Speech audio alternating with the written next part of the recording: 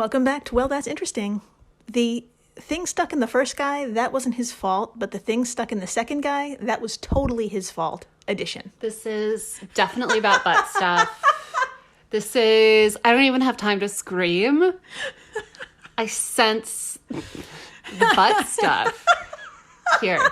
I mean, it's got to be 1 out of 2 at least. Your butt stuff gauge is tingling. So hard. Oh my God. Yeah. It's not quite butts, but something is stuck in someone, obviously. I see. Are you disappointed it's not butts? No. I'm more so disappointed in myself for not thinking of any other possibility. Well, I mean, it's this podcast. That's true.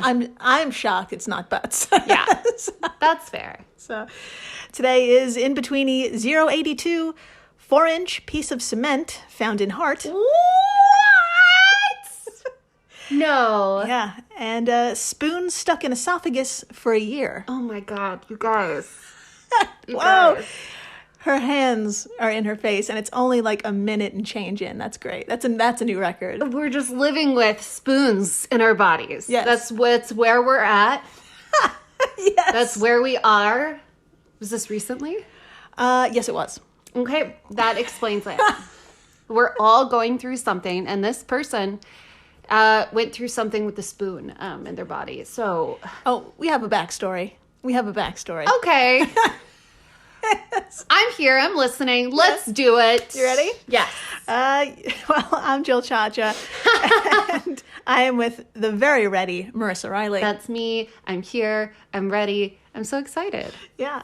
If this is your first time listening, welcome to the flock. Welcome. Dr. Riley here comes in cold and learns everything in real time, just like you. It's true. I had no idea what we were going to talk about today. And now that I do, man, my thoughts and prayers just go out to these people. Yeah. Just living their lives with this crap in them. It sucks. Yes, my friends. Today we're back at it. That is finding things you don't usually find inside people. Good times. Yeah, so it just happens to be Easter Sunday too, so think of this as like an Easter egg hunt of sorts. Oh, God. I know. Oh. Okay. It just happened that way. So. I mean, I love it, but at the same time, like, society. Oh, man. What have we done? Yeah, today we have not one but 2 instances of a patient whose chest pain and difficulty breathing led to X-rays, revealing discoveries so unbelievable they made their way into medical journals and onto the show. Wowee. Yeah, I know. Wowee. So I think I hyped it up enough. What do you think? Oh, yeah. I guess we should begin. And to do so, we need to travel back in time just a few months to the fall of 2021. No thanks. What a year. What a garbage year. Yeah. I'm not surprised this happened in that garbage year. Mm-hmm. Yeah, it tracks. Yeah. So we're also standing at the doors of the ER at Yale University School of Medicine. Oh. Sorry. In New Haven, Connecticut. We all know Yale. We've all been there. Yeah. Now, Same. It's here a 56-year-old man wandered in after experiencing 2 days of labored breathing and pain on the right side of his chest that was so intense, according to a study published in the October issue of the New England Journal of Medicine, the pain had radiated into his jaw and shoulder. It was just my God. Thumping. That makes me think of period cramps. Like, technically, they just happen in your uterus, but you can feel them everywhere. Yes. You can feel them in your legs. Sometimes you can feel them in your torso. Mm-hmm. Sometimes you can just feel it throbbing in all kinds of different places. So Totally. I realize that is not at all what's going on with him. He's not having a period in his heart, but it's in the chest area, upper chest area. Super intense. Now, this wasn't the first time our patient came to this hospital. Just a week prior, he had undergone a kyphoplasty for a vertebral compression fracture. Okay. So what the fuck is a kyphoplasty? Yes. And what in God's name is a vertebral compression fracture? I mean, it sounds terrible, and it is, but don't worry, we got you. We can explain. Let's do it. Okay, Dr. Marissa, I thought we could tag team describing what our patient initially went through and what these things are, based on our source, the National Institutes of Health. Sounds like a party. Yeah, sounds. Yes. Just a heads up, this may sound, a little graphic, but That's here okay. we We like graphic here at Well, That's Interesting. It's our favorite. Oh, God. Here we go. All right, let's do it. Okay, a quote, I know it's a hard one. I got this. A vertebral compression fracture is a very painful condition in which part of the spine or vertebra collapses into itself, often as a result of osteoporosis or bone weakening. Yikes. Yeah. Kyphoplasty is used to treat compression fractures in the spine. The procedure, also called balloon kyphoplasty, is done in a hospital or outpatient clinic. There you may be given a local anesthesia where you're awake but unable to feel pain. Okay. You may also receive some sweet, sweet drugs to help you relax and feel sleepy. Excellent. There is also the option to be completely out under general anesthesia, but either way, for us right now, it's imagination time. Oh. Take it away, Dr. Marissa. What should we be picturing? What is the actual procedure? I would love to talk about it. All right. After laying face down on a table, the healthcare provider cleans the area of your back and applies medicine to numb the area. A needle is placed through the skin, fun, and into the spine bone. Real-time X-ray images are used to guide the doctor to the correct area in your lower back. Gross.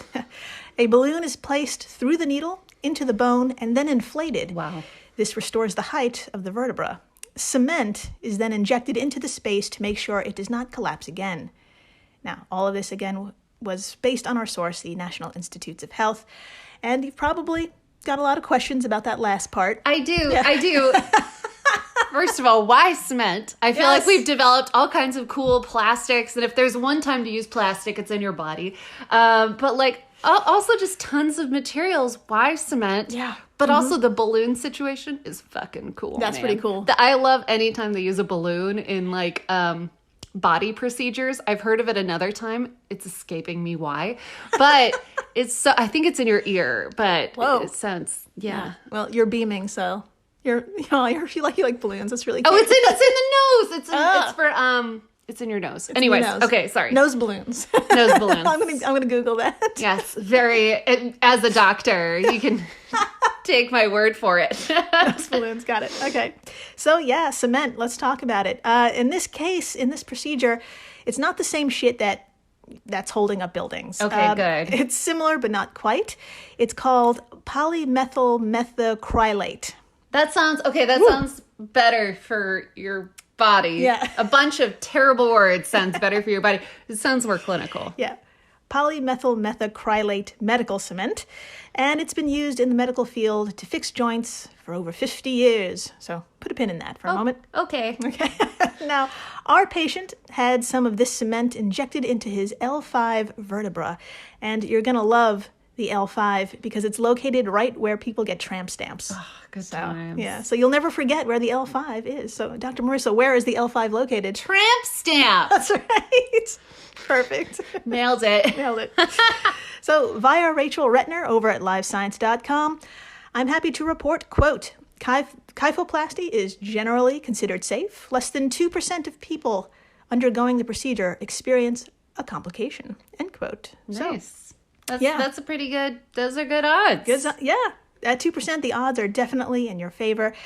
But that's not why we're here today. Of course not.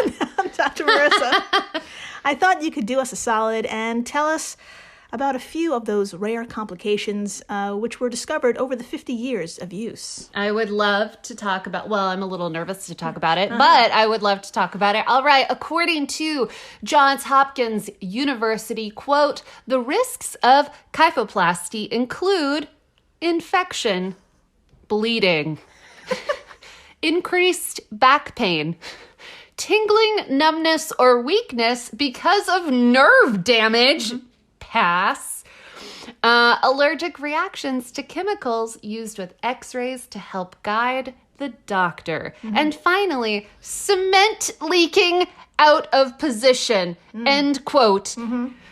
The last one stressed me out. Yes. That sounds like when people's boob jobs leak. Yeah. And everything is ruined. That's right. Yeah. Ugh. Yeah, Dr. Marissa, you said the magic words. Now, that day when the kyphoplasty was performed, all went well. And it seemed like our patient was going to be one of the 98% who sailed through. But of course not. No, unfortunately, someone is going to end up falling into that 2%. Yeah. My friends, I've buried the lead long enough. Brace yourself, okay? Okay. Now, about a week later, as you remember, our patient arrived at Yale's ER with trouble breathing and some serious chest pain. Doctors were aware of his recent kyphoplasty, so they didn't waste any time looking for what they expected. An X-ray and CT scan was performed, and, Jesus, my friends, there it was. A long, thin, foreign body had pierced the upper right chamber of his heart and long enough to puncture his lung. Oh my God, you guys. Yes. You guys, Yeah. we can't do this. Yeah. We Hands can't- and face. We can't do this. Hands and face. I Second can't- time. I can't, because I know I'm going to need this procedure like tomorrow with my terrible spine chambers. Spine chamber. It's a great name for vertebra. I know, right? Spine chambers. My spine chambers are feeling weak. I hate myself. But yeah, I know I'm going to need a procedure like that tomorrow. And I can't live my life with cement floating around, puncturing my shits. Yeah. Okay. I can't do it. Okay. We'll see what we can do. I'm sure there's options. Okay. You don't believe me at all. No, I want something soft. Okay. Well, So it can bob around my organs like what are the bumper cars? They're all just gently plopping into each other like puppies tumbling against one another. I like this description. This We'll see description it. has gone far. I forgot what we were talking about. Back to the pod. Okay. So, I lost my place in my notes. So what happened exactly, you may be asking? Well, Yeah. over those few days, the cement had leaked from the bone in his lower back into his veins. Great. Where it took their shape, hardened, and essentially became an embolism, or an obstruction in his arteries. Okay. Now I hate this. I think you know. I think Yeah. our listeners know that I hate this. But I will say Yes. that's pretty fucking cool that it has the ability to leak into veins and turn into vein shapes. Yeah. That is insane. It's completely insane. We need to figure out a new material to put in there. Sure. Obviously. But that's really cool. It's pretty neat. When it traveled to his heart, that's when it had difficulty passing through. So, Dr. Marissa, please tell us, what the fuck did doctors do next? Let's talk about it. All right. From livescience.com, quote, the man underwent emergency heart surgery where they removed the cement embolism, which measured 4 inches long. Oh, it's the length of like a finger, you guys. Holy shit. Okay, back to the quote. Doctors then repaired the tear in his heart. The man had no complications from surgery, and a month later, he was nearly recovered. The NEJM said, end quote, fuck yeah. Yeah, that is absolutely Fixed. all better. Solved. Absolutely the best case scenario after finding cement in a heart. Yeah. That's definitely. And I'm even happier to say, yes, there is a 14-second video of doctors pulling out that 4-inch piece. And would you like to see it, Dr. Marissa? This is the one time where I was like, I didn't even think about the possibility of a video. Yeah. But I do. Yeah, let's do it. Yeah. Awesome. Yeah, because they set up recording equipment because this is the kind of stuff for the record books. I would too. So if any member of the flock would like to watch along, you can search NEJM, New England Journal of Medicine, Cement in Heart 2021. It's a free article, so that's nice. Good times. That's how I found Those this. are hard to find these days. We'll also have screenshots over at our social media stuff, so come on by. It is open heart surgery, so heads up. Yeah. For the squeamish. Yeah. But for us seasoned horror fans, this is actually really tame. Are you ready for this? Yeah. All right, so I'm bringing it up. Dr. Marissa, what do you see? I see, open heart surgery. I see, You look so happy, actually. so this is so weirdly relaxing. I mean, I've swam with sharks, but like this is chill. It's a guy's chest and it's open, but it's not like you can see the guy. You just see kind of a zoom in of what we've opened up on the heart. So I'm looking at a heart. Yeah, looking at in a part body. of the heart. Yeah, and hitting play. Okay. Oh, it's beating. That's really cool. Okay, so they're pulling this out. Is this it? That's it. Oh, cool. It's like, it almost looks like a string. Yeah. It's like, it looks like a clear string. His heart looks great, by the way. Great looking heart. Great looking heart, very pink. Yeah. But yeah, from the side, they kind of pulled out what looked like fishing line. Yeah, right? And yeah, it's just like, and it's 4 inches long. And they pull it out with some little tweezers, and then someone grabbed it and pulled it out. Yoink. Yoink, almost like a splinter. Yeah, that's In kind your of Splinter. heart. That's a song. That is a bad song. That is a bad song and a great poem. Pretty much. Okay, so yeah, happy ending there. And after the break, drunken bets and bar fights. Good times. That's right. We are switching gears, but don't worry. Stuff is still getting stuck in people. Hell yeah. And you won't believe how it got there in the next story. Oh, no. Yes. So please, stay tuned. Please do. Hello everyone, Stakuyi here. And I'm Gabby. And we are the hosts of History of Everything, a podcast which you can probably guess by the name is, well, it's about everything. Do you want to know why people thought potatoes were evil and would give you syphilis? Are you curious about all the stories of the terrible and stupid ways that people have kicked the bucket over the years? Do you want to hear tales about all of the different badasses of history and the lives that they had brought to life? Well, if so, then look no further.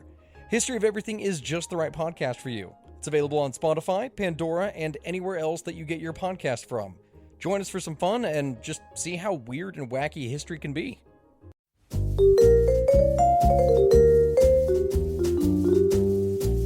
Have you ever wondered what really happened to Amelia Earhart or the lost colony of Roanoke? Do you ever find yourself scouring the internet for vicious Victorians and their murders by gaslight? Or perhaps you're just sick and tired of women being constantly misrepresented or plain lied about throughout history? If so, join me, Katie Charlwood, history harlot and reader of books, on Who Did What Now, the history podcast that's not your history class. Part of the Airwave Media Network. Available on Apple Podcasts, Spotify, or wherever you listen to podcasts. Adios, au revoir, au revoir, my friends. Bye-bye.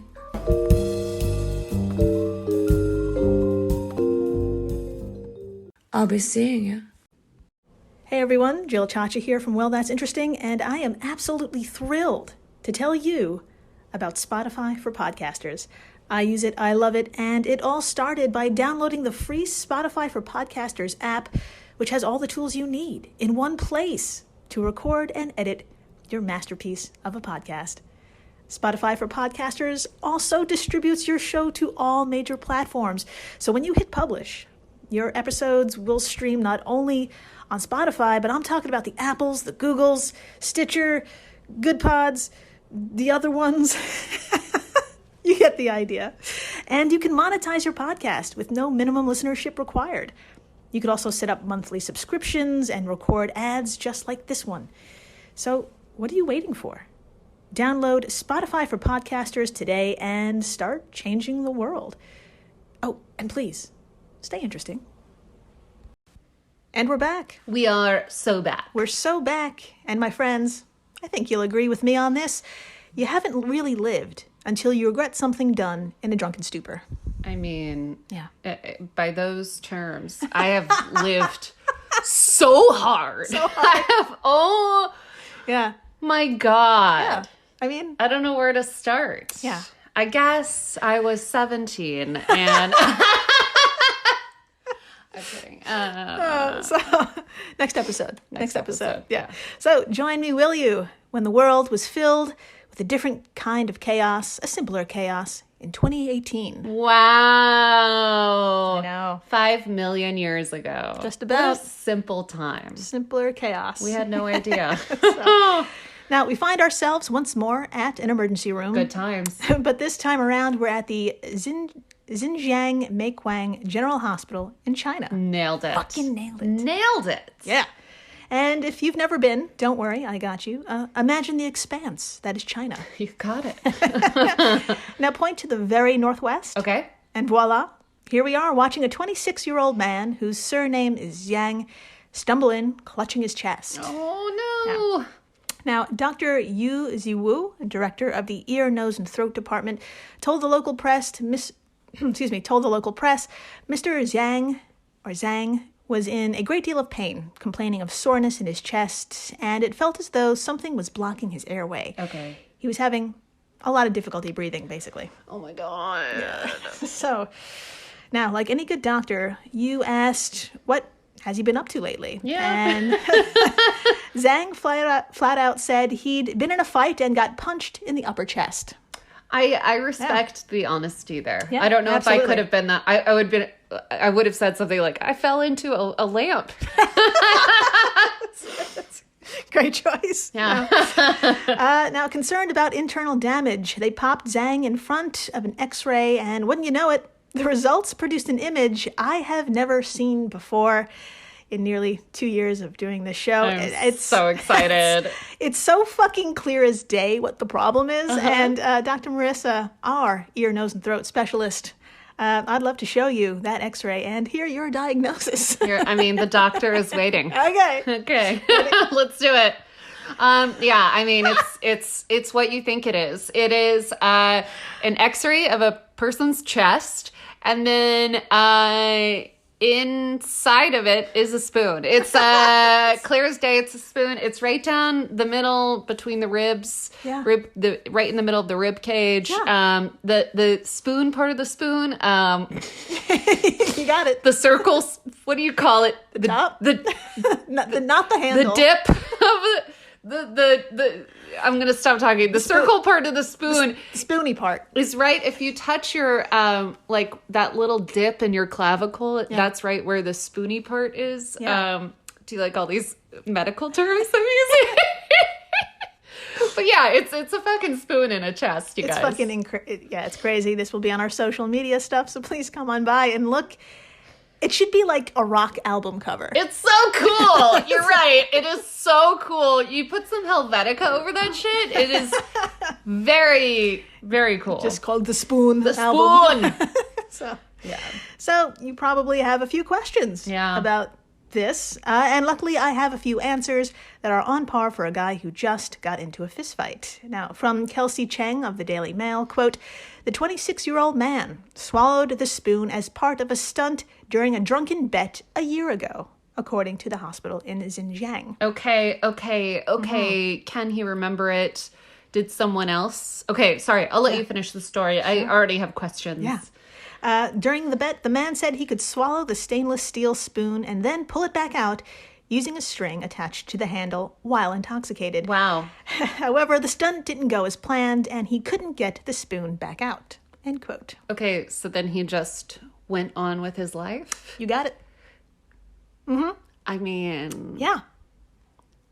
Zhang. Yes. Yeah, I don't... Mr. Zhang. I don't know how to refer to this person, but... Yeah. Zhang, look. Yeah. Yeah, I mean, like any 25, 26-year-old, after swallowing a spoon but not feeling any pain, he was like, nah, this wasn't a problem. So he just... I get it. Okay, and when you put it in those terms, there's something that happens in your 20s where you just, like, ignore a health problem and then it goes away. It does not keep happening like that in your 30s. No, it does not. If you ignore it in your 30s, it turns into a bigger infection in a weirder place. And so you gotta be on it. But in your 20s, it just goes away. Yeah, it's pretty great. Yeah. Except for now. Yeah. The spoon did not go away. It was just there. And for the next year, he went about his days eating and drinking and talking somewhat normally with his spoon in his throat. Cool. So until that fateful day when he got punched. And it turns out that punch dislodged the spoon, causing it to shift just enough to finally cause a problem. Oh, God. Now, Dr. Marissa, Please tell us, according to Caroline Redmond of allthatsinteresting.com, what was the doctor's reaction after taking the x-ray? What did they see when examining Zhang with an endoscope? And what steps did they take next? First of all, endoscopes are really cool. It's the tiny camera that you put down. Okay, sorry. I've done it before. It's very cool. It's very cool. It's very uncomfortable. Okay. Quote, I was very surprised, Yu Ziwu said in the statement. Quote, I have never encountered a similar patient.